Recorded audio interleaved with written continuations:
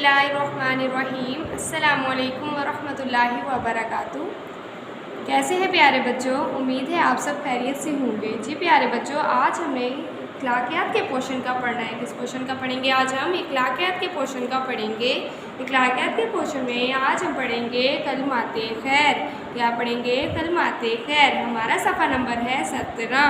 जी प्यारे बच्चों, सुषमा इम्तिहान में हमने जो है पहले तो कुछ सवाल कर लिए थे, उसके बाद हम तीसरा सवाल भी पढ़ चुके हैं, चौथा सवाल भी पढ़ चुके हैं।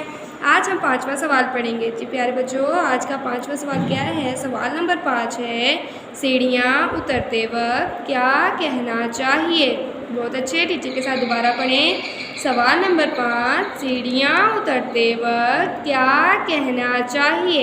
जवाब सुबहानल्लाह।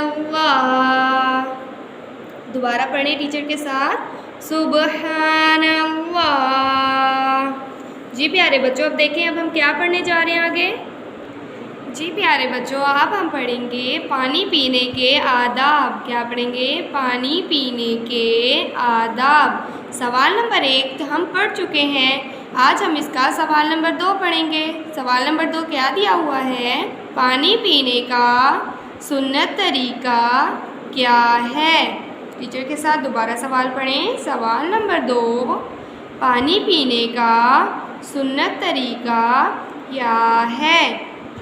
जी प्यारे बच्चों, देखें इसका जवाब क्या है। जवाब, पानी पीने से पहले बिस्मिल्लाह ज़रूर पढ़नी चाहिए। पानी बैठकर सीधे हाथ से 3 सांस में और देखकर पीना चाहिए। Very good. टीचर के साथ दोबारा पढ़ें। पानी पीने से पहले बिस्मिल्लाह ज़रूर पढ़नी चाहिए। पानी बैठकर सीधे हाथ से 3 सांस में और देखकर पीना चाहिए।